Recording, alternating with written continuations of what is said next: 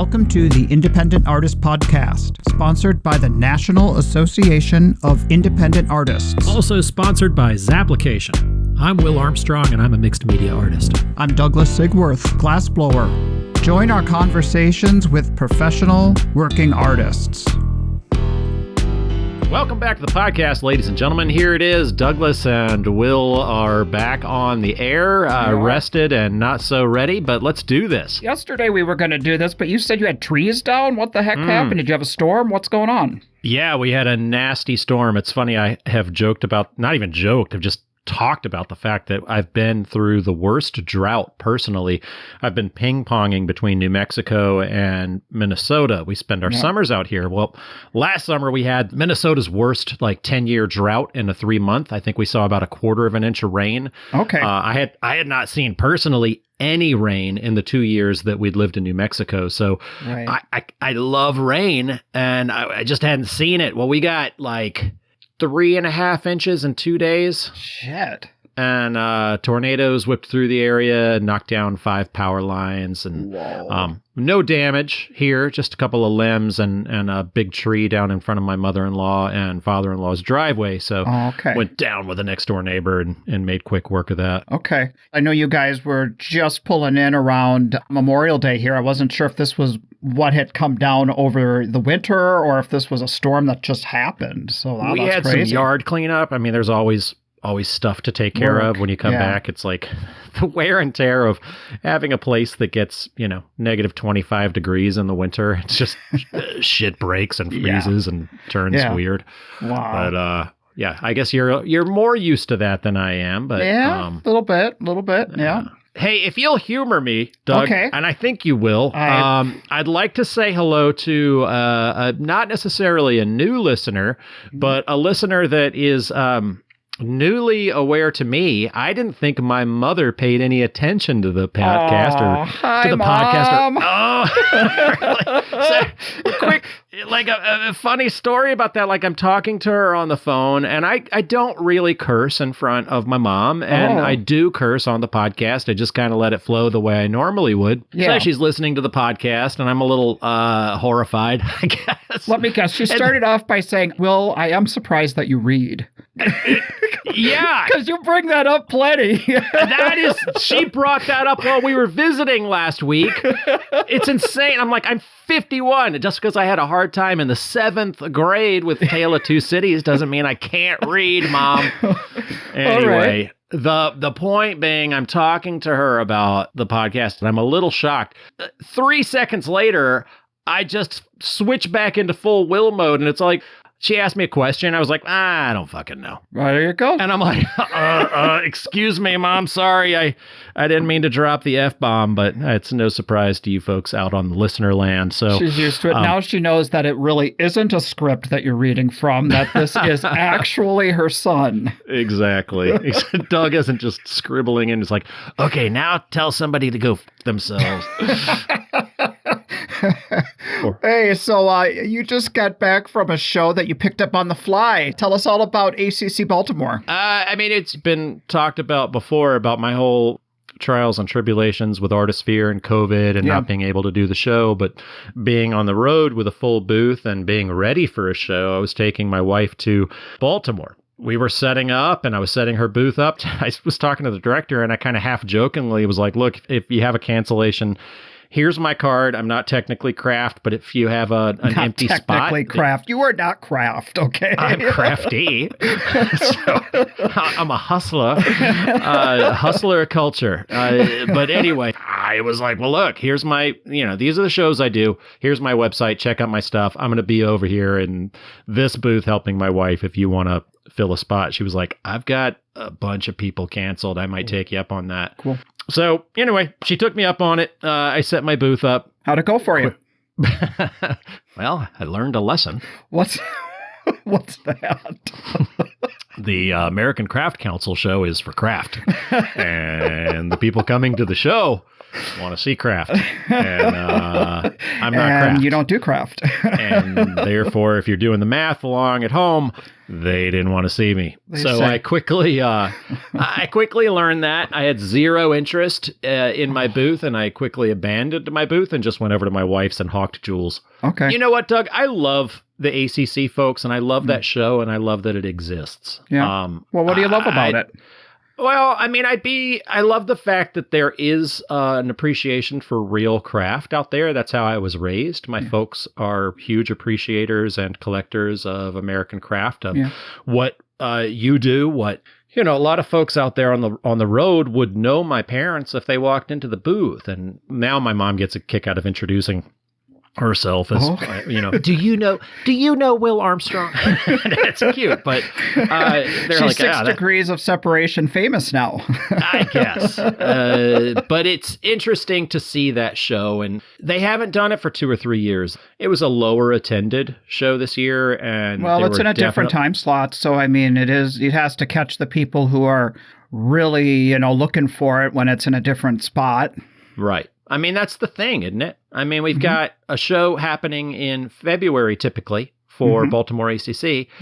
This year it's happening in May. Just within that area, there was Reston was happening, the Northern Virginia Fine Arts Festival, which is a huge one. Yeah. You had, I believe, Howard Allen had one kind of in the area. There was Stockley Gardens happening down in Norfolk. So drop a pin with a 300-mile string around it. You're hitting like 5 or 6 shows that are going on. Quality shows, right. You know, quality juried fine arts festivals that are happening. And plus February in Baltimore, it's nice to go into a convention center and you know, see a show. May, people like to be outside. It's spring. Yeah. It's, you know.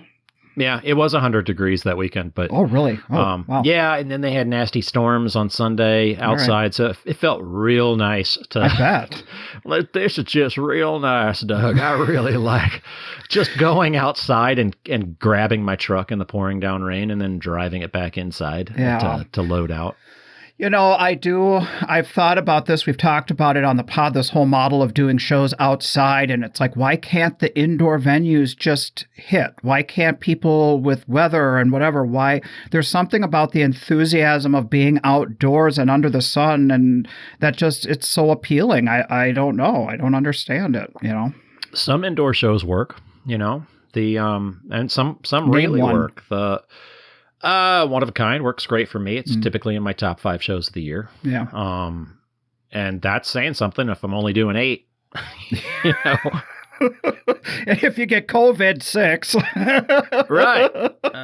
Yeah, exactly. One of a Kind, I don't necessarily suggest it for everyone. Armadillo, another indoor show that works great. The ACC model for craft works really well, I think. Well, you know, I've participated in a lot of those high-end craft-oriented shows, like, you know, used to be run by Betsy Kuby. We talk about this with Tom this week down in West Palm Beach and New York and in Washington. In fact, one of my favorite stories about doing Washington craft in D.C. was, do you remember back during the Obama administration when Hillary was stepping down as Secretary of State and there was all that drama about putting Susan Rice into her position, you know? Yeah, sure, well, sure. That week, when it was all on CNN and everything, she came to the show. And she walked the show, and she came into our booth and bought a piece. So she was talking, her daughter says, Mom, is that going in your new office? And I'm thinking, that's going in the Secretary of State's office. But then, you know, she didn't get the job. But anyway, so. And then it turns out she got really sad. I was selling something, like right on the line of selling something to the office of the head coach of the Bears. And I was really excited. I was going to get into the, what's the name of the field? You're asking the wrong person. I was going to get my artwork into Soldier Field there, right on Riverside Drive. I was excited and read in the paper as she was going home to measure for his office, he got fired like that weekend. He had another bat. I'm like, okay, that's not meant to be. So at least she bought it. Yeah, you know, at least cool. The optimism was there at first. You know what, Douglas? Another thing that happened at that Baltimore show, besides me taking my first zero, like my very first complete zero, was the who cares? Who gives a shit? Sometimes it's your turn. Yeah, but, right. I don't know. I just sometimes you take one and it was just like it was a calculated risk, and it turned out to not fall on my side. But yeah, I think we're kind of seeing a little bit of a return to a time. These stink bombs do drop kind of like they used to, so we have to ride the averages like we were used to before the big shutdown. Yeah, we'll see. I don't know. I'm nervous going into the summer with the economy and everybody saying the sky is falling again. So we'll see where that takes us. Yeah, right. I think you're right. I think there are a lot of us that are holding our breath to see what happens. But, you know, we've built our careers on faith and on putting ourselves out there, and we get through. We'll get through. We just have to. Yeah. We just have to be flexible and adapt. Bless your heart. That's bless your heart is what Will says when his mom is in the room, and he really means fuck you. Everybody from the South speaks that language. That and Betty Yeager, she knows what I'm talking about. Hey, speaking of Betty Yeager, I'm going to segue into another pet peeve. Mostly it's for jewelers, but it happens for me too. Why in the world do other artists always come up to you and talk to you when you're finally grabbing a bite to eat? I swear to God, you get a sandwich or something, and another artist comes over and they just start running their mouth. And I'm like, you're going to talk to me. Another artist that knows that I'm by myself and I'm finally cramming a sandwich down my yapper, and you're going to come and talk to me? So did Betty Yeager come and talk to you while you were trying to shove a sandwich in your mouth? I'm sorry. I'm saying jewelers especially are on display. They cannot leave or duck behind their booths. Yeah. They're stuck. And so that's out of empathy for Betty. I'm sorry. She'd never do that. She's like, motherfucker, I'm going to come on in. She's like, you're in Minnesota. I'll drive up there and kick your ass. So anyway, I'm just saying, what in the world are you thinking to come and talk to somebody? It always happens, and it's seasoned vets that come and run their mouths at you when you're trying to eat. Right, just right. Leave a tender moment alone, Billy Joe. So that's your big eating thing. I thought for sure you were going to, when you put down on your notes that you wanted to talk about eating here on the pod today, I thought you were going to give me a little advice on having a healthier diet or something. Eat a banana, Doug. Eat a banana. Don't trigger me, for crying out loud. No, it's I feel like it's precious time that we only get to ourselves, and it's so funny to me when not funny like punch you in the face funny. It's funny like haha, toxic masculinity funny. Don't talk to me. You know, one good thing about the Baltimore show for me, even though I didn't do any sales, was the fact that I did get to talk to a bunch of other artists, and I had one in particular that came up to me and was talking about how valuable they thought the fact that you and I were talking about rejections is. They're like, oh my God, if these guys get rejections, then maybe it's I'm like, that anyone would even think that we don't get rejections. I mean, I'll speak for Renee and I. No, I mean, we get plenty, God. But nobody likes to talk about it hurts the ego a bit, but no, we get rejected plenty. You know, I never ever get cocky about what I do feel like I'm at a certain point in my career where I can apply to the shows and put together a nice season. A season, you know? Right. But I look at it like that. I'm like, I'm putting together a nice season, but do I always get what I want? No. Am I going to Denver in 2 weeks? No. I mean, I am going to go sell some jewels, but I'm not showing my work. Right. I guess early on in our career, when the rejections were a little more of a regular occurrence, I do remember saying to myself, we've got to pay our dues and we've got to get better. I mean, I do feel like there needs to be some self-reflection in those applications and in those reactions that pushes us to work at a higher level. That I agree with. I don't know about paying your dues. I know about getting there. I don't think there's a certain amount of okay, I applied 15 times and now I'm going to get the show. I do think. I understand that me using that phrase, that's what it would mean. I guess what I mean by paying the dues is showing up, and the showing up alone isn't the paying your dues. It's the showing up and learning how to get better, learning how to have a better booth, learning how to make better work, all of that stuff. So that's my dues. Yes. Also knowing where your work fits. Yeah. Because a lot of times people are getting rejected from the same show year after year. And it's like, well, maybe that show is trying to tell you just that your work doesn't fit. And it's like, well, it could be A+ work, but they don't want it in that show because they're going for a different feel for the environment.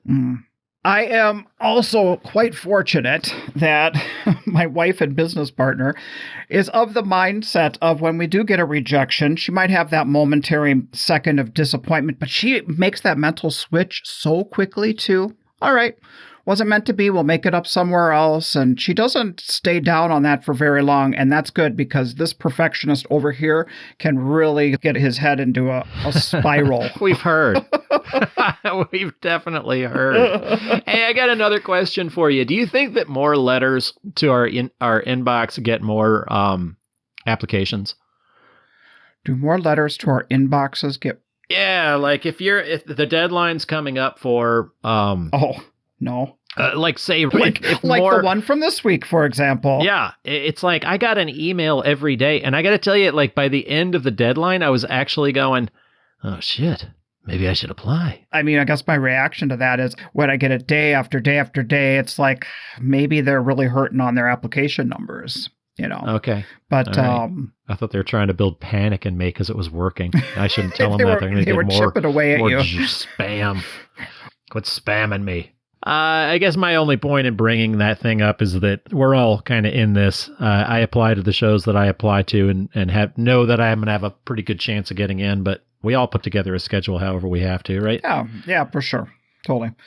I'm going back to Chicago for the first time in like 6 years coming up here. I know you're going too. Really? Old Town? Yep. Nice. I gave that area quite the break for a while. Did you give the area a break or did that area give you a break? They were getting a little bit uninterested in what we were bringing to town. So I said, see ya. I'll be back when you missed me enough. That's how that story is going there. Yeah. I don't know. Do you have trouble in Chicago or Chicago works for me. To be honest, I don't know when the teat will dry up, but I just love Chicago. I love the area. I haven't been back in a long time because even though it's a huge metropolitan area, it just feels like every time we go there, there's a show that's going on down the street. It's going on in a suburb next door.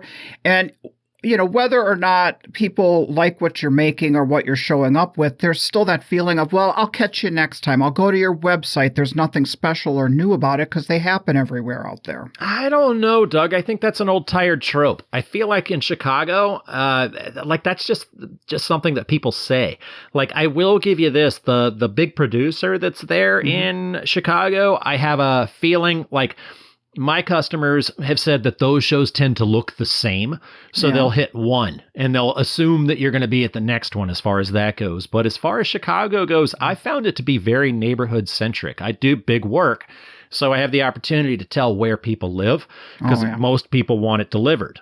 So I'm delivering at Old Town. I'm delivering like Old Town and Wicker Park. I'm delivering within like, I don't know, a 2-mile radius at most. Most often it's like a 6-block radius, and I'm right there in that section in that neighborhood. If I'm doing a downtown show, it's downtown. I look at their address and where they want it delivered, and 9 times out of 10, I'm not moving the truck. I'm just wrapping it up in case there's weather and walking it the 2 blocks to their apartment. So I do think it's a pretty neighborhood-centric show for me. You know, I see your point, what you're saying about the whole neighborhood thing. Last season, we had talked about, you and I, that we wanted to kind of look into that whole idea of show promoters and talk to them. And, you know, we kind of went down that road, but then it started to feel like just this hard conversation to have because their business model is built on the backs of artists. And so it just felt like when we'd have conversations that we might have on the pod, it was hard to not have it sound like we're promoting a particular promoter, for example. Right. Yeah. But one of the conversations that I had with one of these promoters was they said that each of the locations that they set up a show, it is almost like its own thing, its own community behind it. And they also used this point. They said the shows are going to be created with or without them. So they feel like if they were just to step back and say, we're not going to do a show over here, for example, that somebody else will jump in and do it for them. So they would rather do it in their particular... It does. It sounds like a virus. It does sound like a virus. It's happening here anyway. It's like if somebody's going to be in charge of this fungus, it might as well be me. There are people who are such fans of some of those promoters out there, like in Florida and Chicago. They feel like they will do all their shows. They like how they're produced. They like how they're marketed. And that's great. I'm not saying that we shouldn't have them. For a particular person, that's great. One of the things that I do like about the promoters, it's like, look, if you're having a hard time with jurying, but you know your artwork is good and it's up to a certain level, if you can jury into a promoter show, you're done. You can just do those shows if you want. So not my business model, but it's some people's, and I'm not gonna take a dump on it if that's what it works for. But he'll take a dump on our guest today, ladies and gentlemen. I won't take a dump on our guest. I loved your talk with Tom. I'm going to tell you this, though. Okay. You know me. Everybody in Radioland knows me. Podland. I say exactly what I'm thinking. And Tom is the kind of guy that says exactly what he's thinking. Sometimes I'm going to rub you the wrong way. Sometimes he's going to rub you the wrong way, too. He doesn't on the podcast. But when you said that you had him on, I was like, this asshole? I'm like, stop, seriously? I'm serious. It's like I ran into that guy actually at Baltimore ACC the first time, and he rubbed me the wrong way. He was in the middle of something, and we tried to have a conversation, and I was kind of like, this guy's a jerk. And I'm like, but I'm a jerk, too. And then to listen to the conversation, sometimes you're best known by the company you keep. I love Mark Winter. He's a dear friend. He's good buddies with Mark Winter. I'm like, let me give this guy another chance. You listen to him on the podcast. It's a great story. It's super interesting. I feel like I know him different. I have a different appreciation. You can catch any of us at a bad time. Like, let's say if I'm eating a sandwich and you come talk to me, it's going to be out of my booth. Exactly. I love the fact that, anybody that's listening is never going to interrupt my lunch again. They're just not going to come talk to you, Will. That's kind of happening. It is. That's it. Well, I'm really excited to share this talk with everyone, with me and my friend Thomas Wargin from Menominee Falls, Wisconsin. This episode of the Independent Artist Podcast is brought to you by Zap, the digital application service where artists and art festivals connect. Hey, Will, do you remember the old way of doing these applications with red dots on the slides and self-addressed stamped envelopes? Do you still have a rotary phone, Douglas? No, I don't remember that. Well, I just like that they were with us back then when we made the switch from analog to digital. It's a huge switch, and now Zap is the industry standard. And they're always creating features that make our lives easier too. So I do like what Zap does, and I do like that most of the shows I apply to are on Zapplication. Exactly. So I personally appreciate what Zap is doing, and thanks for not making us reinvent the wheel every single week like we used to have to do. That's a pretty cool wall behind you. So the house was built in 1845. So what you're looking at is the outside of the house. I'm sitting actually in the backyard. The part I'm sitting in now was built in 1960. And like an addition or whatever? Yeah, and I built what you're looking on to the right is all stuff I built when we moved in to cool. So is make it a family room. It's pretty cool. It is. Oh, it's not like, it's like a all-season, four-season addition or porch or whatever? That. It's like an all-season open concept, kind of like outdoors, indoors type old style, old farmhouse type thing. Nice. Like a typical artist buys an old farm to start his studio and his artistic stuff, and that's the way I was brought up. You got to be an artist and get an old farm. Yeah, and that's how I did it. Nowadays, it's churches. I'm seeing all these artists with old churches. We went through that phase too. I was like, oh, should I get an old church? That'd be kind of nice. Yeah. But I spent too much of my time in church when I was little. So there's too many ghosts rattling around those places. I don't think we're near them. Exactly.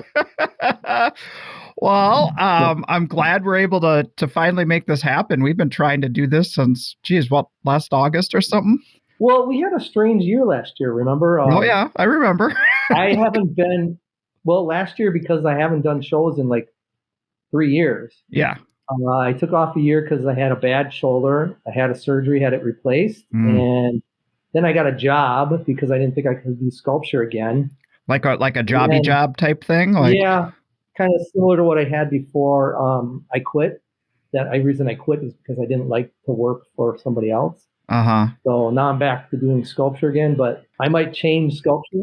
Was that in industrial design? Correct. Because that's where you got your education is in that. Yeah, I mean, I got an education in. I mean, I went to school for industrial design, and actually, I was a drawing major in the first university I went to. Yeah. And I wanted to learn more to work with my hands, and then went into engineering.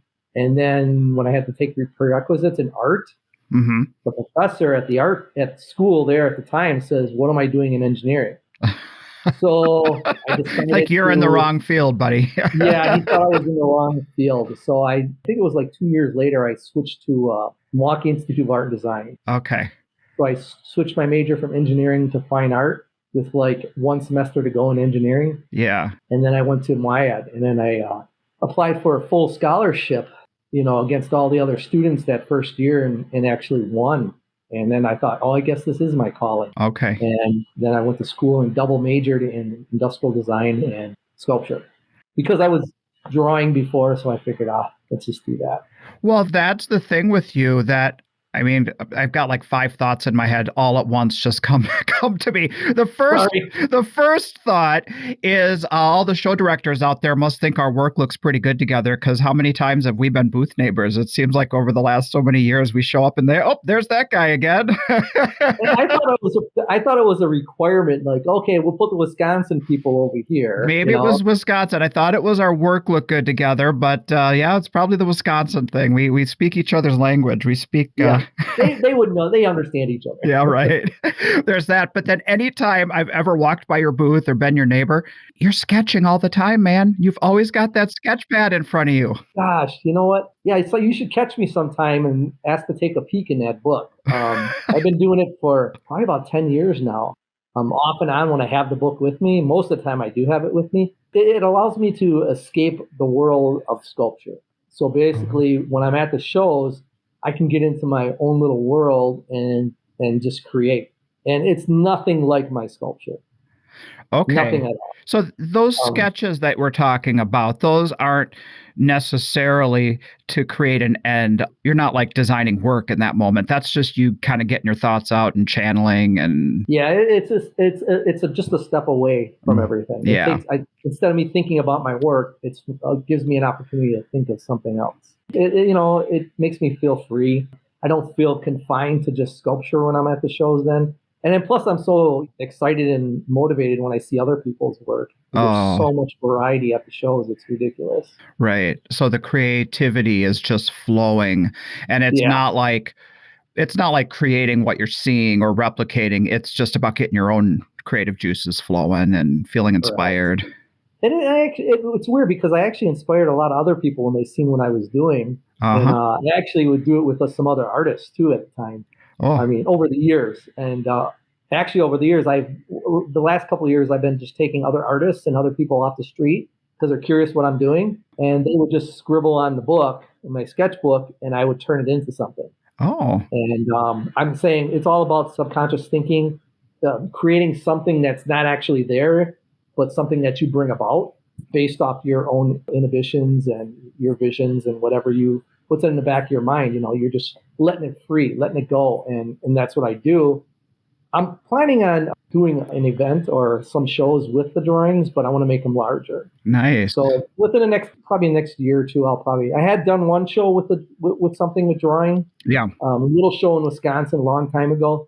People just didn't know what to think of it. Okay. I had one other artist buy one of the drawings, so that made me feel good. Yeah. But, I mean, if anybody understands the work, it's going to be another artist, to be honest. Yeah. Well, it's tricky being a 3D artist. And when we think in 3 dimensions, and if I try and put something in my hand and translate into 2D, it's pretty impossible. But it seems like you're skilled in thinking flat and thinking in 3 dimension. Yeah. Yeah.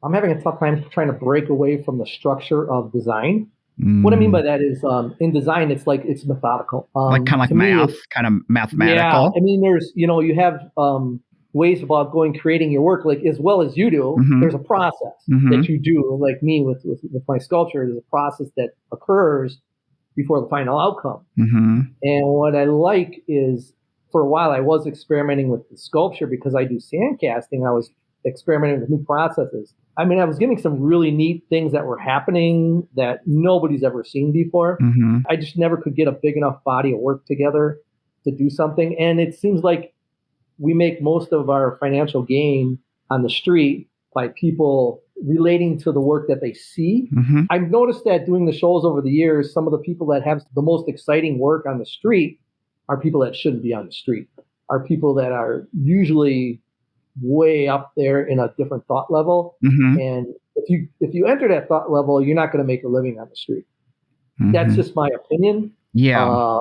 But I think as a creative artist, we strive to be at a level that you don't care if anybody understands your work or not. You just want to do something uniquely different. That's just my thoughts. So are you saying that there is, doing the outdoor fine art festivals, that there is that kind of need for it to be relatable and sellable and product kind of visioned, as opposed to some of these other events which you've been getting into lately that are more highbrow? Well, it's more the controversial type work, which is more conceptual. Yeah. I'm not sure if all artists on the street do the same thing I do, but I know I've seen a lot of them at some of the venues that just go to look around because they just like to be inspired. And it's what I mean by that is this conceptually, you couldn't put, like when I've been to a lot of the major events in Miami and New York, and even in LA, it's just a whole different thought process. Mm-hmm. And I'm one of those people for fun who sits and watch YouTube videos of people traveling through galleries in London or upstate New York or whatever. And it just, because I like to see what's out there. Not more or less to get motivated, but if I want to see where the artistic environment or the fine art world is going. And getting out of the bubble that we're currently in, yeah, so to speak. Getting out of the bubble that we see. Because I noticed over the years I've done the shows, stylistically, there was a certain, you could see a stylized motif sometimes when you work through the work, when you walk through the shows. You can almost group some people together and, it's this kind of work. It feels this way. Like we're all influencing each other. Yeah, exactly. When I first entered the circuit, coming from a background of industrial design and futuristic, and I was a big fan of H.R. Geiger and the movies and theatrics and all this other stuff. My work was, there's a few people that just hated me because they thought it was just too weird and whatever. Oh. But, I was big into fiction and sci-fi and all that other stuff. Yeah. But it was just cool to look at, and nobody was doing anything like what I was doing a long time ago. I was almost ahead of my time, is the way I feel, like 30 years ago. Okay. If I took the work I had 30 years ago, I could probably easily take that work. Like if I went to Japan, I've been to Japan a couple of times. I took that work to Japan 15 years after I actually had shown it. Okay. And it was actually very well received there. So it was, okay, gotcha. It just tells me that, and they're really into they're into the cutesy stuff now, but there was a futuristic movement there at one time, a very futuristic feel. Yeah. And I think eventually things are going to change again. Mm-hmm. I mean, we have a whole new world, which I think of fine art that we haven't even tapped into on the street. And we're just starting to get into it in the last few years. And you know as well as I do, it's the digital world. Yeah. And I do have something lined up with Chris Vance coming up down the road in a few weeks. We're going to be talking NFTs and getting into that sort of thing. And that's a whole new world for this, Yeah, I think that's and I think the world that they haven't tapped into yet. And I've been watching that movement since it started probably 2 years ago, where it heavily started. Mm-hmm. And it's like, oh, wow. I was very pleased to see that, because even my daughter, who just graduated from art school recently. Oh, cool. Very heavy into the computer graphics nowadays. Really? In most of the universities. Mm. You're saying that's in the curriculum? That's something. Yeah, I mean, actually, there is no more. When I was young, they definitely had a program just for sculptors, just for oil painters, people who were doing etching and lithography and all that. Today, they group it all into one in a lot of universities, and they'll just call it studio arts practices. Oh. So it's no longer being separated or starting to overlap them so that you have a diversified skill set and a lot like you're touching base on a lot of different mediums. Yes, exactly. Okay. Exactly. Matter of fact, I wanted to go back and get my master's degree, but I felt like because I took sculpture at MIAD in the university I went to, I didn't want to take more. I actually went for a few summers. I went and took some glass casting classes, glass blowing. I took a summer. Did you? All right. Jeremy Colpita. You know who Jeremy Colpita is? Of course. Absolutely. Yes. Uh-huh. Yes. I mean, Wes Hunting. I went to his studio a couple times. I was really fascinated by the way he was working. So I took some glass stuff, not with Wes, but I really went to watch him at his studio a few times. Geez, Tom, you're making me feel like I'm not working hard enough here. No. I don't think we even talked. I mean, this was, it had to be about 10 years ago when these guys were still, they don't go on the street anymore. No. Those two guys that I mentioned. Yeah, for sure. Yeah. I mean, so I wanted the cast class. And there was really nobody really doing that much. Jeremy and his wife were doing it a little bit. They sure are. His wife is actually doing more of it. And I seen her work Stephanie Trenchard. Yep. Yeah, and I really liked her work a lot. So, and then I actually set up my whole studio, one whole part of my studio just to do glass casting. And then did a lot. I did that for like one summer, maybe about a year. And then I just, the shows got busy. I was touring in with metal and I just had to do that. Gotcha. So I still have all the equipment there and just haven't touched it. Okay. Well, jumping back to when you got started 30 years ago, I know one thing we've talked about is your initial body of work was more what you described as eye candy. And then you really wanted to transform your work into having, telling stories and having a point of view. Can you talk about that? Yeah. I mean, like heavy into design and stuff that was fictional way back then. Yeah, I was just building the skill sets. I was still learning. I mean, I did a lot of mixed media stuff as well back then, but mostly 3D mixed media, but just in a different way that people are doing it today. I was really heavy in the process.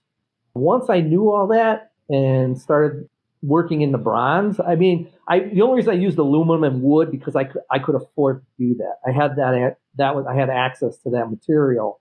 That was back then. So you're working mostly in bronze now.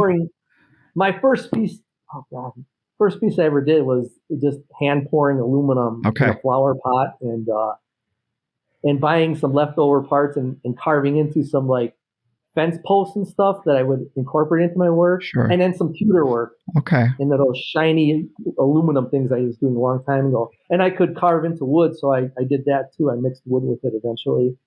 And then what happened was I think I wanted to get away from the whole eye candy thing. And then the first series I did that wanted to say something was a series of dresses that I did. Right, I saw some of those pieces. Each dress actually that they were wearing told a story, and it was about how we visualize women in society and how we perceive them. Yeah, not just men, but people in general, and how we perceive women. And I might have a few on my website. I saw it on your Instagram. I think I scrolled back. I did a little deep dive recently and looked through your stuff. I mean, that was the first series I did where it actually started to tell stories on the work. And my wife for a while thought it was something that I was trying to say about her. No. It's just what I know best is how you relate with the person you live with a lot. Yeah. She's a very giving person and all the people I meet. So, it's just my thoughts on that, on women in society. Well, did it take you back to like your relationship with, say, like your family? I mean, your mother's a hard worker. Oh, yeah. Yeah, I think my mom was very watching how giving she was, but her giving led to me kind of reflecting on people in general because I grew up in a foster family. Okay. And the foster children we had weren't normal foster children that you would normally, a normal child. It was my mom was the kind of person who always took in a child that was less fortunate. Okay. Mostly physically handicapped children, children that were mentally or physically abused by their parents. Wow. Kids that were in gangs. That's the neighborhood that I grew up in. I mean, there was a lot of kids like that. So we had a lot. I mean, we always had about like 6 or 7 children in the house. And I was the only adopted child. So it was interesting because I was able to communicate with all these children that came over, and you'd hear stories from them and their lives, and that actually would transpire into the work later on as well. Okay. Thinking back about the neighborhood, what people were going through, all the children, all the fathers and the mothers, between abuse and alcoholism and drug abuse and all the stuff you've seen in the area that I grew up in, but you really didn't really talk about it a lot. Wow. And all the various amounts of trauma that come into under one roof. Yeah. I mean, I'd have like some of my friends when I was a young child, we'd have live with us because they were getting abused by their parents. And my mom was always the kind of person who's like, why is your friend so-and-so still here? He's been here for a few months. And I'm like, his mom was sick or something. But you didn't really think about that. You just my mom treated everybody the same. Everybody that came in the house was like family. And so was it a bit of a revolving door then, that it's like people would come and go? And oh yeah. Well, I mean, the kids that we had that were handicapped, almost like nobody wanted them. I mean, I had brothers. My brothers lived with us. We had one that was CP. If you don't know, that's cerebral palsy and then muscular dystrophy. The one who had muscular dystrophy came into our house walking at like 6 or 7 years old, and I watched him as he slowly lost all his bodily functions over like 11 years, and he died when he was like 17. So, I mean, it was weird because only the people in the close neighborhood, your neighbors and the people close by you in a small community, would understand all the children that lived with you, would understand what your parents were doing. But once me and my brothers and anybody else who was a foster brother at the time, we get outside that and we go to a park or something, we would get into some, where people would make fun and tease and only as, you learn how to, I don't know, how do you say, protect, defend, and help and try to make people understand, and, young kids. And back then I thought bullying was different than it is today. Yeah. I don't hear my kids complaining about bullying as much as I heard when I was young. I mean, it was bad. Well, it's kind of a nameless, faceless kind of bullying now, where it comes from the cyber world, where back then it was face-to-face and aggressive and, but it's all hard. And it's weird because all that stuff I'm talking about, if you look at my work, a lot of the different series, they all stem off how we relate to things in life. Totally. I mean, it makes me, that story helps me. I mean, I have always felt drawn to your work with that tension that's in your work, that tension of finding yourself, that tension of having a deep kind of struggle and you're holding on with all your physical might, but it translates to being more of a mental struggle than the physical struggle. That really gets to the heart of it for me anyway, what you told me. I couldn't do this work that I'm doing today. The work I'm doing now, there's no way I could do it 20 years ago. I think there comes a sophistication and understanding on life in general. Yeah. And the more you live and understand what's going on and how you react to people, it's easier for me to say that now with the work. And actually, it feels, I shouldn't say it feels good, but it does feel good even when somebody's crying when they look at my work, because it's happened over the years, like the last 5 years, every year, at least twice a year, someone cries. Tom, I was in your booth at Sun Valley this past year, and we were just having a chat. And it is a different reaction than what I'm used to when people walk into my booth. I watched your collectors come in, or the people who are interested in your work and want to have conversations with you. And it's almost like they want to reveal their life story or their struggles with you. Yeah. It can get pretty deep. And it's not really my intent. My intent is usually to have people just understand that it's just part of life. Yeah. It's just a part of life that just happens, and I just make it more aware by creating sculpture that relates to that topic. Whether it be you finding yourself in life, a state of being, a mindset, or a potential goal. I try to portray something that signifies that's what we're going through. Well, no matter what our struggles are in life, it is intense to us personally. I was having a conversation years ago with somebody who was talking about they were going through some kind of trauma therapy or something, and she was talking about what was really hard or whatever in her life, and then she was saying she was in some group or whatever, and then she's listening to what somebody else was going through, and she's like, oh my God, that's like so much worse than how I had it or whatever. But they didn't experience what that other person did. To them, what they experienced was extreme. So having that relatability can come from whatever level or threshold of struggle. We all understand struggle. And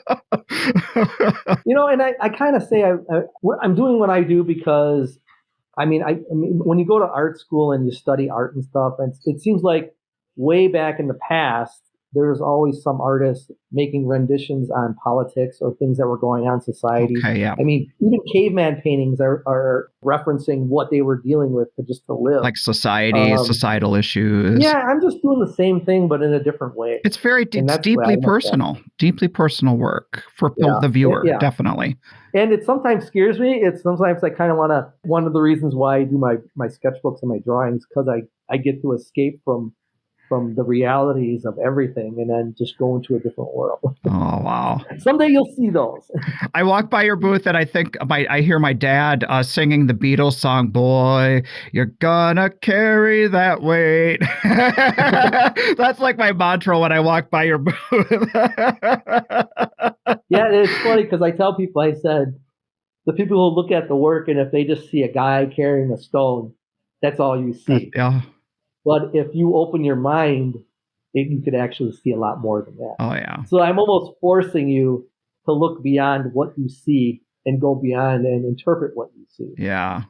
So I kind of like doing that. I'm not running out of ideas, but I'm kind of at the point where I feel like I've said, and I think there's another phase of me coming somewhere. Okay. I mean, I don't know what you're going to see in the next 2 years, to be honest. I know the sculpture is really difficult to be doing nowadays. I mean, I'm sure you deal with the same thing as you get older. You find out, man, the work's getting harder to make. You mean the physicality behind it? Oh, yeah. There's for sure. Anything three-dimensional, I think there's some physicality behind it where you gotta say, oh, I don't know if I can do this anymore. I've talked to a few sculptors over the last few years, ever since we've been doing shows, like 25, 30 years. Mm-hmm. And over the last few years, you could tell the guys who pour their own metal and the guys that are hammering and doing stuff that, whoa, yeah, you talk to them personally, and they say, yeah, it's starting to get a little hard. I'm not saying that everybody has to pour their own metal. I just started, and I feel guilty, but I just started looking for foundries and working with the foundries to help me out a little bit. Because after a shoulder replacement, I can't make the big works anymore that I've been wanting to do. And I think that's what I want to do. I mean, the pandemic actually gave me a great opportunity to do bigger works. Well, that does make me want to transition into that next issue. First of all, one thing that I find interesting about what you do, you got away from the mechanical aspect of it. And in a lot of sculpture, it can be like a real mathy thing. Like you create your mold, you pour the mold, and that's your thing. But you really work with components. Mm-hmm. You cast pieces and you assemble so that each sculpture you make, it's a one-off. Yeah. It's like, you know how it is. I know you do glass, and you can kind of create similar things, but I showed people a few of the sculptures they did that had the same name. Yeah. But different compositions. And as an artist, I don't want to really make the same thing because there's no creativity involved in copying what you just did. But there's some creativity of figuring out how can I make it a little different so that this is still unique. And it just drives you to be creative and continue to work. Because if you're just doing the same thing, you're doing something mundane. Yeah. That's just my opinion. It just keeps me. I think it's maybe because of, if you feel like I feel sometimes I have a little ADD. It's because it's like, I need to do something different. So it just keeps me going. So I have no idea what's going to happen. I mean, to me, even making a visual sculpture that's similar, but making it 3 times larger, doing that all over from scratch, like the piece that I did for the apartment building in Wisconsin here in Milwaukee. The piece named the Artisan, right? The Artisan. Uh-huh. And that was something they saw at the Milwaukee Lakefront show. I did a small version. When you say small, give us scale. So what was the one that was seen in Milwaukee? Maybe It was a 12-inch figure. Oh, it was. Originally. And then you turned it into a how big? 20 foot? Yeah, that was probably a 9-foot figure, and then the ring was like 6.5, 7 feet round. So what happened was, when I did that body of work, I needed a break from the storytelling for a while. Okay. So I went back to my thoughts on, my kids were in gymnastics, everybody was in sports. I need to do something that just signifies some kind of like what it takes to achieve that sort of physicality. Mm-hmm. So if an actual man could balance a ring on his feet, it would look like what I did, but what did that actually individual go through in order to achieve that feat? And that was my thoughts, because when I used to go, my sons were in gymnastics, and when I used to go watch them, I would say, nobody sees how he trained for 5 years to do this one trick. Everybody just sees the trick and goes, wow. Yeah. But they don't see what it took. And so to me, when I did those pieces, a whole body of work that signified that type of thing, it was to say, but nobody really knows. So my whole story behind that was, you see the feat, but you didn't see what it took. So think about what it took to be able to do something like that.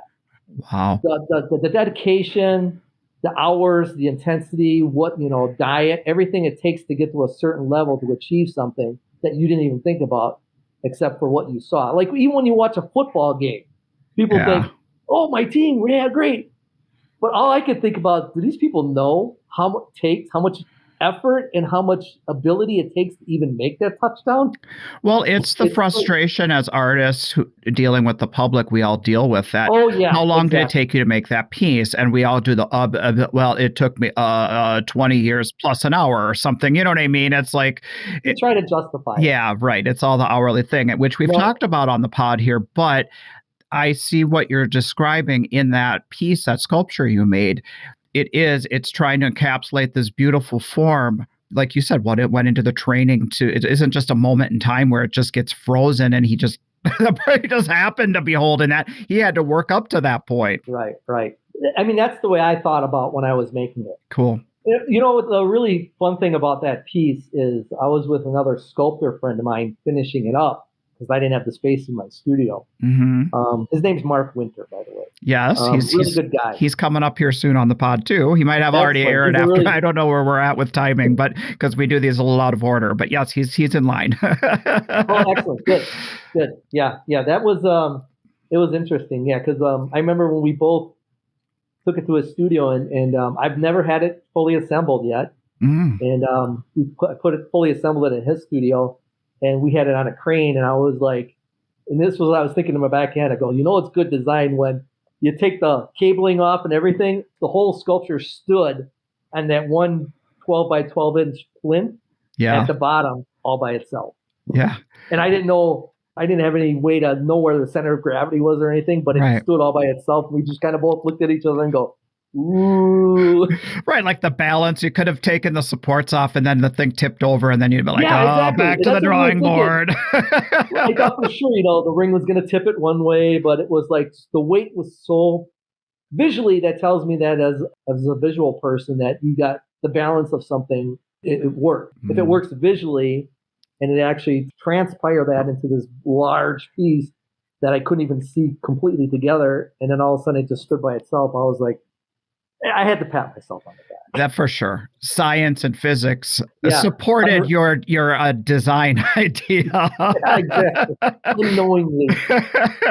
Well, let's talk about the process of getting pushed into such a big piece like that. It started small. A collector had an idea of what they would want to commission, and you step into that working that big. Tell me about that process. Well, with the company is called Wimmer Associates. Okay. They're an architect firm that does condominiums, high-end and medium type end.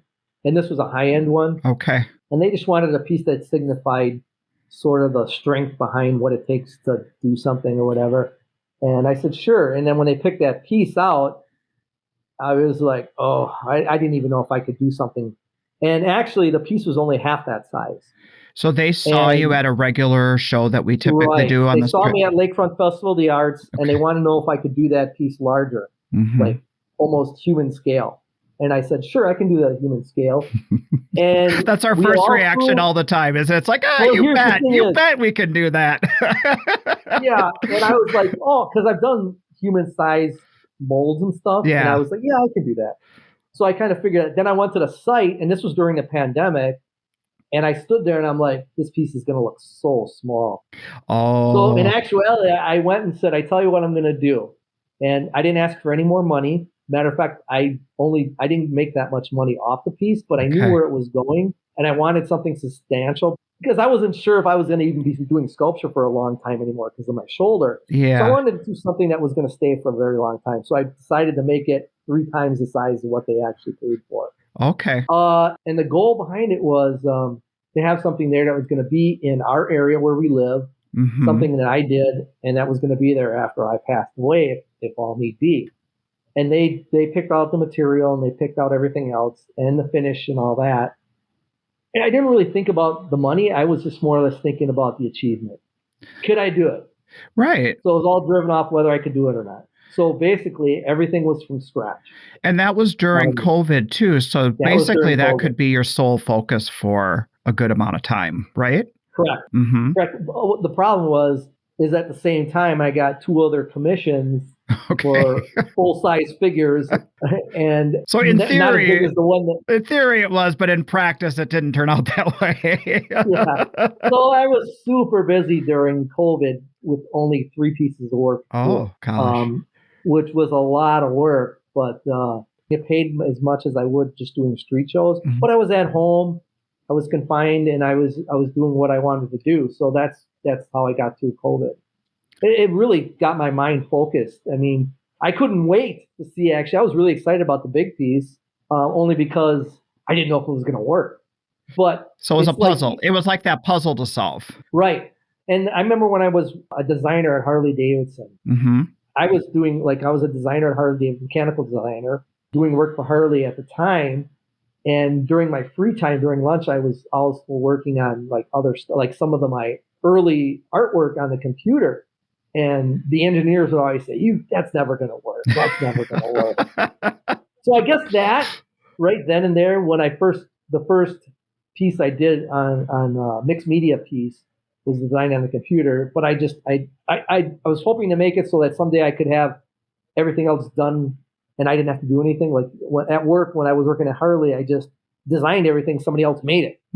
But in the studio, I design it and I make it all. Yeah. So it's a different scenario. You're invested in every step along the way. Right. Every step. Yeah, I do. And today it's like I'm hoping to make more transitions into less labor and try to be more methodical about it. Yeah. Because so back to this project. Yeah. So was there a pressure in moving into this larger piece, kind of out of your comfort zone of what you produce on a regular basis? And then the pressure of, like you said, there were a lot of puzzles to solve, that when you got to the end of it, was there pressure in committing to something that large and committing to a certain kind of contract and then maybe not being able to fulfill it? Was that any kind of worry with you? No. You do it. That's the weird thing. I think that's just part of my nature. Yeah. Even like when I quit my job and my wife didn't have a job and I said, I'm just going to be a full-time artist. And that was 20, 25 years ago. I didn't even think about how I was going to support my family at that time, because I just had my oldest son and then I just had my daughter. And then my wife she didn't have a job at the time. She was taking care of the kids at home. Yeah. And I was just like, same thing. I think it was just that I'll figure out a way. And when I quit my job, I couldn't believe.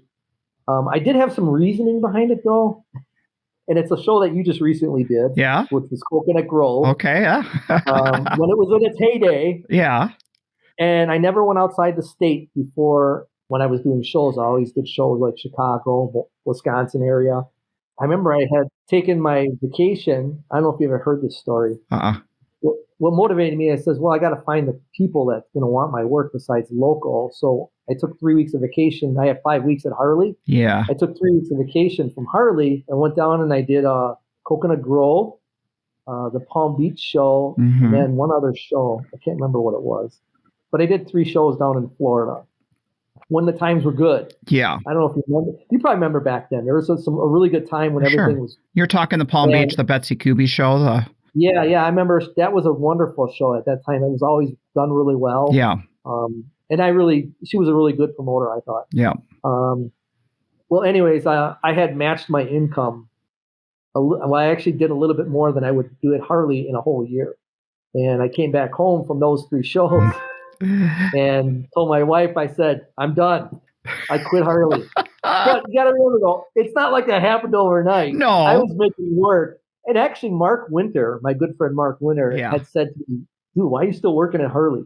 Yeah. And he says you should get out. He says you should focus on sculpture and you'll be happy with what you do. And he was actually had conversation that actually made me quit too, you know. And was he already in this he was world already? So he knew he kind of knew with some sense of confidence what you'd be stepping into and your skill level and all that stuff. Yeah. Yeah, it was him and his family that had made me change my mind. Yeah. Working for a company and just doing my own thing. Yeah, he's a real good guy. His mom's a really wonderful woman, really good artist which motivated him. Sure. And then it just how that trickled down the line where I saw him at a show, in a local show here where his studio is and where I live, years ago, like 30 years ago. And I said, oh, and he's, I saw he lived in Menominee Falls and started talking to him, visited with him, talked to his mom and seen his mom at a few shows.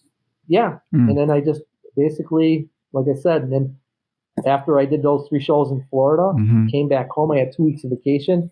I put in my 6 weeks notice right there. Don't you feel like coming from humble beginnings and a background where, like me included, a hard-working family with not a lot of money, don't you feel like you kind of have a little bit of a sense of you can't fuck up, that you can work hard, and it's like you're not afraid of not having anything? Like, you know that you can get by on little and you can just kind of, it's all up from there? It's weird because, you and I have been doing shows for a very long time. Yeah. I mean, I know that in the circuit, most of the people in the circuit like I do. Yeah. There's people in there I know that don't do the circuit anymore because they didn't like it's like the stock market. You never know if you're going to make any money or not. Yeah. And I was always, when I did the shows, I was always had a number in my head. I got a feel for the crowd over the year, got a feel for what people wanted to see, and just focused. And once I knew who my audience was, I knew that I could create a living for myself, basically. And as well as I do, it's like once you feel confident about your abilities at a certain time, then you're like, I don't have to worry really. That's why I came back. Yeah, you can ride the ebb and flow without having it just be too emotionally difficult to manage. Yeah, right. Yeah, I do like being my own boss. Yeah. I wanted to talk about a few years ago, you've kind of started to branch out into a new level of shows. You started in with going down to Florida for Miami Art Week and doing some of the shows down there as an individual artist. And now you're kind of stepping into this collective gallery thing. Can you talk about that whole process? Yeah. Well, all of us have tried the gallery scene, and there's still some of us that do the gallery scene. Still doing the gallery thing. What I didn't like is it takes me a long time, as well as it takes a lot of other artists, a long time to make their work. And to give it to a gallery, and then you sign contracts, which usually, whether they work or not, that's something to be said. We can't rely on 10 pieces going to a gallery and then pay our mortgage as well at the same time. Especially if it takes you weeks to make pieces. I could do like 3 months worth of work, and how that 3 months locked in a gallery for 6 months. If I had 4 or 5 galleries, well, that's going to take me at least a year and a half to 2 years to make work to go in that, unless I do additions from a sculptor's. There you go. Yep.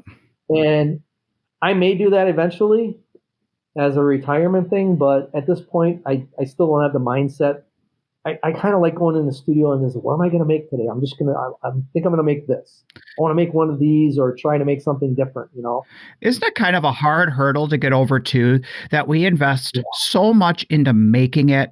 And it isn't so much the having to share the money. It's almost the mental thing of giving away half to the person who's going to sell it on their own time, where we can sell it so much easier than. Well, the other thing I like, and I'm sure you're the same way. Yeah. I don't see the reaction to people's faces if you had your work in the gallery, you're not seeing that initial reaction to somebody's face when they see your work. For sure. When I do the shows, you'll see the reaction to people's faces, and that actually fuels you. It does. It's like, somebody that appreciates me. And it exponentially improves where you're going to go with it. And it's hard to even to describe what that means, but it's so subtle.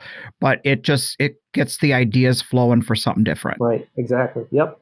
But so you started in with doing shows down there during Art Week. How many years ago did you start that? I think about 8-9 years ago. I think I did a little show called Spectrum. Okay. I research and do my demographics. I look at the demographic stuff and do a little bit of research first. When I first did the first show I did there, I was only doing medium-sized 12-inch figures. And I was like, I want to do bigger, but I want to get an audience that will appreciate the larger pieces. Like when I would do street shows, I'd take one larger piece and put it out with a bigger figure because, I think about, I need something to bring some people in. They'll appreciate something that's more relatable in scale. Yeah. But then all of a sudden they walk in, they've seen something they can afford. Whereas the bigger events, I would bring a more percentage of the bigger works. Plus your investment's higher in the shows. I don't know if there's not, I did talk to a couple people on the street who do street shows, and I've seen them in some of the events, but a lot of them don't stick with it. They don't like to invest the big dollars in those gallery type things, especially if you're promoting it yourself. The last show that I did this last year it's called the Red Dot. And that was a step up for me from a show during Art Miami Week I was usually only do artists owned shows where they charge you an artist fee and they give you a small space. Okay. And that's the kind of shows I was doing. But this year I decided to pick a few other artists, mostly figurative. And I actually gave my daughter, who just graduated from college, an opportunity by showing some of her paintings. Awesome. I was like, okay, I'm just going to do this. And when I called up the show asking for about booth fees, and everybody knows how expensive it is to do shows during Art Miami Week at some sort of event down there. And it could range from if you're doing it as a gallery, from $15,000 up to 50 to 60 grand. Okay. Some of them even more. Once you get into the more prestigious events, you could spend up to $120,000 for a booth. The booth that I spent, financial wise, not many of us would. I think I spent a total of $15,000. And was that spread between other members of your collective gallery? No. And that's what I see other artists. I've seen other artists when I've gone to SOFA and there'd be an artist collective. Yeah. And then be everybody would pitch in $3,000 or $4,000. And I was like, you know what, I could do that, but I can't make it cohesive then. So then after you do, if you just do it yourself, you're running it as that you're showing a cohesive line. Everybody's work flows together. Whereas I noticed everybody's paying that everybody's butting heads. Well, we all paid. How come you got more real estate than I do? It seemed like a lot of people, I've seen it. I don't know if it still happens. And I've heard the horror stories of people working together to try to show their work. Mm-hmm. Not everybody knows what they're bringing. So all of a sudden somebody will bring this piece that takes up you don't get a 4x4 space to put your sculpture. You only get a 2x2. Why'd you bring this 4x? And I've heard them. Gotcha. But just I've heard the story. So is your collective led by you and you have your own curated artists that join you, but it's not we're all equals and we all get to squabble over how this gets designed. It's your gallery. And what's it called? Koza Contemporary. And what does it mean? I've never heard the term. It was just, you're not going to believe this, but maybe you will. Maybe I will. So what I did is about 3 years ago, I was watching an artist called Cause, who came from the street. I don't know if you know who Cause is. Okay, no. Kaws. Okay. So Cause is just a street artist, I mean, I've always watched different movements in the world of art. And he went from being a street artist to being a major hitter in the contemporary art market. Sure. And I was like, it's just Kaws. And I was like, wow, what does that mean? And I was like, if you say it without knowing how it's spelled Kaws. But if you say it, it says cause. Oh. And if you think about what the word cause means, you're like, there's a reason for it. Right. But you don't know. But he doesn't say. He just says, oh, I just like the way it looked. And that's basically what I sat down and I just liked the fonts. Yeah. And then I looked at, all the different fonts. I looked at letters that I liked, and I just put them down on paper, and I just started mixing them up. I like, you know what? It doesn't have to mean anything. It just has to look cool. And it has a bit of a Greek letter feel, even though it's not, but it has. Right. I like the old master stuff. I really do. Yeah. And anything that has to deal with taking a tie back to history of some sort, I'm all in. Cool. I mean, all of us started off that way anyway. I mean, I didn't go to a museum until I was like 16. Right. But that's because, like you and I both, if you come from a lower income family, we didn't do much of anything in arts. I mean, like I said, my parents weren't really artistic at all. I mean, my adopted parents, I should say. Yeah. Although this is very funny because this is off on a little tangent here, but last year I found my real brother, my blood brother. Really? By a Christmas gift that was like, a DNA thing. The 23andMe, maybe? No, this was what was it? I forgot what it was. Ancestry, 23andMe. I think it's called Ancestry. Yeah. Ancestry. Okay, yeah. Exactly. Yeah. So my daughter took it, and my brother's son actually connected with my daughter, and then my brother and I were a little hesitant at first to take the test. Yeah. Yep. But it was guaranteed, and he only lives like a few miles, like 5-6 miles from me right now. Wow. How was we that? We connected here and there, but it was interesting to talk to him and And then this year he started doing some kind of drawings and stuff he likes to do, and I'm like, oh, so maybe there's artistic talent in my DNA somewhere. Yeah. So it got me a little excited to see that he was doing something that was artistic related that he didn't know he was going to do either.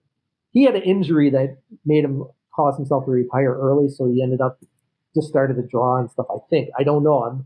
I mean, I talked to him, but not as much as I probably should. And is he a full blood brother or half brother? Yeah. Wow. Yeah. That's awesome. That had to be an interesting turn of events for you. Yeah, it was. It was a little interesting. Although, when there are always some, I've talked to a couple of artists that were adopted that I'm close friends with. Yeah. And they were telling me their scenarios too, because I had talked to another artist from the circuit who was adopted and said he met his brother and his mother and family this past year as well. So we had a really nice conversation. He's a nice guy. So, wow.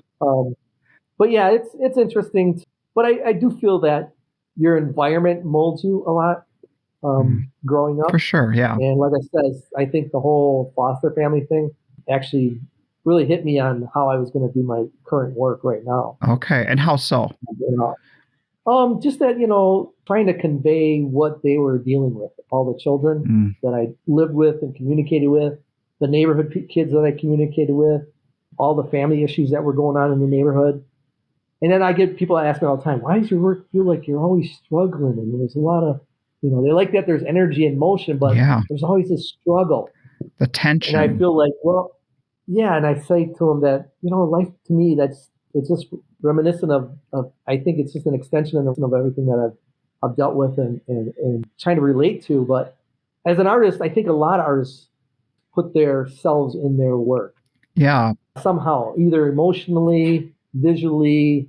Well, it's the only way to make it relatable. Even you being a glass blower, there's something that motivates you to create the shapes and the visuals that you're creating. For us, it's the color, it's the vibrancy, it's the energy. It's like it's what's going on internal. It's emotional that's being translated into a fluid form, and that's really the best I can describe it. So anyway, you just turned the tables on me, mister. Well, one thing that you've said that I find pretty inspirational, I think your upbringing and what you've gone through just knowing you has made you an extremely compassionate and empathetic person, for one. But then you've also described that being in the quality of great artists at these different shows, obviously being down in Miami and seeing the best of the best and being out on the road at the top art shows with people on the street, that you say there's something about artists where they're just never really content. And there's always that sense of, I can do better tomorrow, and this striving to always get better. I find that really interesting about you. Well, that's how I work. I would hope that all the other artists feel the same way. I mean, when I look at even the mainstream artists that a lot of people are familiar with, even if like people in the art world, like Pollock in general, everybody's seen that movie that was made on Pollock. I mean, I don't know how many times I've seen it, and it wasn't because of his painting style. It was because of what he went through. And that's what intrigued me is all us artists go through some sort of, we wrestle with something as we are artists, as we go through life. We all wrestle with something that relates to our art somehow, whether it be something like in Pollock's case, he was an alcoholic. I've seen that plenty of times in family issues and how it relates to the children's upbringings. But I also see how it can relate to how it can affect somebody's work. Not only there being an artist at work, but also in everyday life work. Yeah. You see it firsthand. I mean, I've seen it firsthand. But my work is just based off everything that's related to life in general. Right now, that's the way I feel. Yeah. My future work, I can tell you that I want to get into. Yes. You'll see. You'll come have another conversation with me in another couple of years, or maybe even sooner. But you're gonna say, God, I've seen some of the stuff you're doing now, and God, you're. I don't know where your mind is, and that's exactly what I want to do. I want to put my mind in a place that people are just kind of like, where is this guy from? Well, do you have anything tangible that you can talk about with that, or is it all conceptual at this point? Everything's no. I mean, a lot of it's I have a lot of tangible, but everything's in sketchbook. Yeah. And ideas on paper and stuff like that. Writings. I do a lot of, I do a lot of like little short writing stuff. I'll write something. I do it all the time. I mean, I'll write something on a piece of wood or just thoughts in your head. Yeah. And just like, oh, this is a idea I have, or oh, this is what I want to talk about in society, or this is what I want to say about something. Yeah. And there'll be a lot of times I want to text somebody something like what I really feel. I do it all the time on like Facebook and even messages. I'll type everything in. It'll take me 10 minutes and I'm like, and then I'll delete. I do it all the time. You know what? So this reminds me of a conversation that I recorded with Justin Tillett. Oh. He talks about the difference between artists who are always moving forward and people who kind of stay stagnant, in that they stop what they're doing and they sketch it out real quick, or they write it down. He says you could be at a stoplight and that inspiration comes, you think, I'll remember it later, but you don't remember it later. So those people who capture those moments and get it down on paper or however you record it, and then that can keep the whole wheel spinning and moving forward. And it seems like that's what you do. You've always got those ideas moving forward. Well, I'm sure, I don't know if you do this, but I have sketchbooks of a lot of the sculptures that I've made of the little doodles. And I'm like, for like the last 5 years, I've always, if I'm like want to make a new sculpture, I kind of scan through that book and it just starts to stem all over again. But it's like, I look at these books like, oh my gosh, because I'm thinking, this is going to make my year's income for this year if I just pick up this book and look at it and start making stuff. Gotcha. I keep thinking about, this is actually worth a lot of money. And I actually put in some of my sketchbook. If I lose the sketchbook, please call me and there's a reward. I do it because I'm like, man, if I ever lost this, I'll never remember that idea. That is gold. So I'll put like $100 reward inside, written in the front cover or something. I'll say, if you find this sketchbook and return it, I will give you a certain amount of money and blah, blah, blah. I give my phone number in there and everything, because it's like, I know it's worth that from an idea-wise, for myself. Cool. It'd probably be priceless. But I'm not going to tell them that. I'll never get it back. Yeah. This has been fun, Tom. I can't believe the hour is gone already. We've talked through a lot of really great stuff, and I really enjoyed that we've been able to make it happen here. This has been a nice talk. Well, I hope you can find something in there. I think I'll find a thing or two. Well, that sounds good. All right, man. Well, hey, take care, and we'll talk later. Bye. Oh, yeah, I'll see you down the road. See you down at the next one. All okay, right. bye. Thank you. Bye-bye. Great talk with Tom Wargin. It left me with a new appreciation for him, and I can't wait to see him out there on the road. Yeah, he's a great guy. Interesting thing, we're huge fans of those Finding Your Roots shows like on PBS. Oh, yeah. At the end of his talk, when he was talking about meeting up with his brother, back in my mind, I'm thinking, we're going to like this one a lot. That's a whole different podcast. It's a really fascinating story. Yeah. So last episode with Annie, when we talked, I hadn't had a chance to listen to it yet because we jumped on and recorded right afterwards. And I do like to have a little bit of follow-up at the end of the talks just to, do a little check-in. Yeah. And I really liked the part of her talk when she was saying that one of the things that's kind of a misconception about fiber art or wearable art, she'll be at a show and people will walk by and she'll hear them do the whisper, is this art? Is this really art? And the thing that I found really interesting is how she described her process and what's important to her about how creating work that people wear that makes them feel expressive and feel powerful and to feel good in their skin, and acknowledging the vulnerability that people feel in stepping into her world and putting her clothes on. That was a whole topic that I never would have thought of not being a fiber artist. That was a whole new concept for me. Yeah. The vulnerability that it takes in order to let somebody else feel vulnerable, if that makes sense. Yeah. She has to put herself on the line in order for other people to put themselves on the line. And I thought that was a really interesting point. I've been getting to meet so many great people this year on the road, and I am just so touched by that story that she said about the vulnerability, and so many people sharing just so many touching things. And I'm really happy with this project. I really feel like we've had some talks with people for over a year now that are just so revealing about, not to say what makes us tick, because that is a little bit overused and a little trite, but really getting to the heart of what's important to all of us. Yeah. Sometimes the best talks are when you get it, little things that we're like, oh, wait a minute. I didn't think you were going there. I didn't think that this particular artist had anything to say that pertained to my own path. And it usually does. It always does. It's so nice work, sir. Let's pat ourselves on the back a little more. After you're on Apple reading all those 5-star reviews, did you have something that you wanted to bring up, a particular review, or no? This last review was pretty funny, I thought. This is from... The reviewer's name is Keeny Weenie. Is that Keena? Must be. And they say, so even though these guys don't have any murder stories, this podcast is so awesome.